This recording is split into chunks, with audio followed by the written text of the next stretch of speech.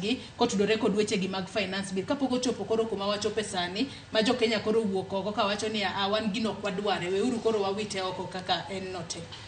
Nitie gima answer mano mondi kapok amedo gima ne nyalego wacho. Ing'eyo ji kodhi e od bura to ji bedo gi two sides. One gi government, the opposition. And usually what happens in government nigi programs mage. A president nigi promises mo make modwaro ni mondo achieve. To onyalo mana achieve gi koyudo pesa. So usually gima biro timre ni president biro bet ni neno kanyoro en gi osoro gini. Osoro en leader of the majority in parliament. To nyo kaneno leader of minority. Even someone get him withdrawal, I don't know the negi lungo gito gidhi because I expected him to be both leader of minority and leader of majority. Some would make a decision on an issue in parliament. But maybe minority leader would have feared associating with government, especially when things are very tough like this. But maybe Okonyal Ngeyo ni president dichiwo to akmane. So kajo se pogore majority gi minority.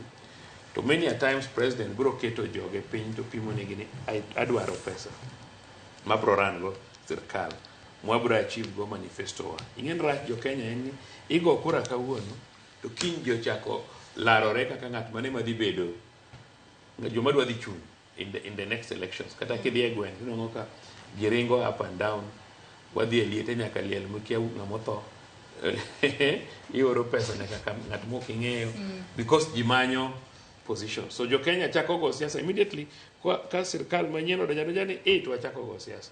So the moment mantie those clear divisions, tibro nwango ni nobody in parliament wants to debate in accordance to Pat Japin. Gibro debate in accordance to agreement margi as a party. Kata kidhi opposition, tibro nwango ka many the opposition such mko ngato oppose to kana finance bill na men poko somo. Any opposition kipenye angma bere finance bill ni okonyal ngisi. Kata gima rach no okonyal. You know ka parliamentarians wa te. The standard and level of debate in parliament has gone down. Of being issue based proper kajo the parliament tina noka mili ginigo no maduong kabisa. But now that debate on the floor of the house ma constructive makoronga to woyo appropriately onge. Nitie gima nyalego no wacho about even county governments. Gimene no katimre national government, mine no kaji oumo wangi leaders mane national government oumo wangi ne gik matimre maricho. Be matimre county governments. Inwanka governors odhimo omako MCS mafwanda. MCS kala gik moko. Ena gimoro ni MCA oseluong chien kucho, osemiye pesa moro matin. So inwanka koro kata mana koro idhi county government. Tima koro things are even worse. Because inwango ka aka koro sani wan gi nyalego nitie gimoro kae mar naneno ka nyithindo moko wacho e TikTok mar land rates mar gine, how do we call it, freehold, leasehold and leasehold. Yeah. Mani winjo ni Land Amendment Act. Yes. Inwango ka the moment ma use allow mu bedo gi municipality nitie consequences mag bedo ga municipality. One of the consequences once you bedo gi municipality to that jurisdiction you automatically move from freehold to leasehold.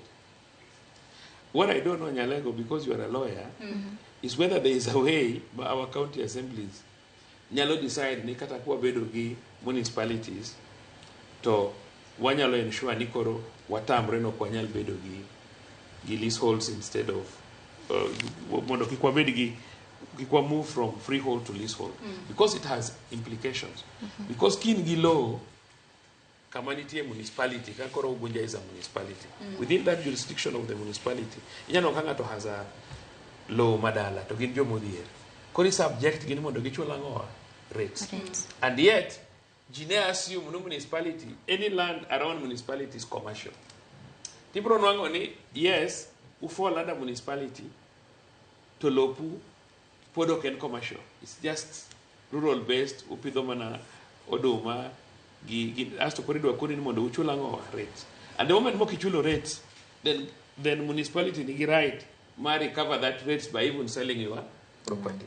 So what I don't know is whether we will be in a position for county assemblies to say, yes, Wayudo municipality, but given the status of our municipalities, up to what level can we have lease? And up to what level can we fail to have? Because lease ni bende.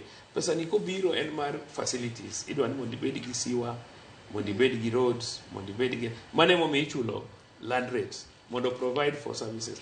Chalo kidak in an estate where you pay service charge. You pay service charge in the estate where you live, mondo chul security, mondo ubedi gi pi, mondo chok takataka, mondo ngad grass, mondo ngad flowers. Are you getting me?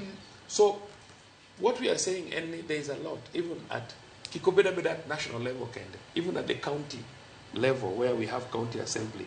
Inongoka, instead of mondo jog yobed an oversight to government, they go to bed with governors. Kurinongoka governors, okoti mangoa, okoti yomaber. And inongoka, this is giving us a lot of problems. One got a lot of poverty.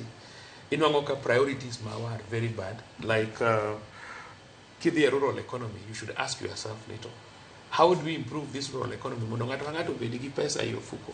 Inongoka politicians kangato say kwalo pesa ne moro matin Nairobi. No digo igwen, idigo eliel, ipogo jisling mi achela chel, suling mi are. So we are not growing. And Luo land, gibilongoni devolution was a big achievement for us. So that Kataka central government of mewa a lot, but county governments nyalo timango, nyalo develop one. Kide kaka koro Homa Bay, one Oluch Kimera. It's not properly utilized. Or Benua produce a lot of rice from Oluch Kimera. Kide Guinea, kide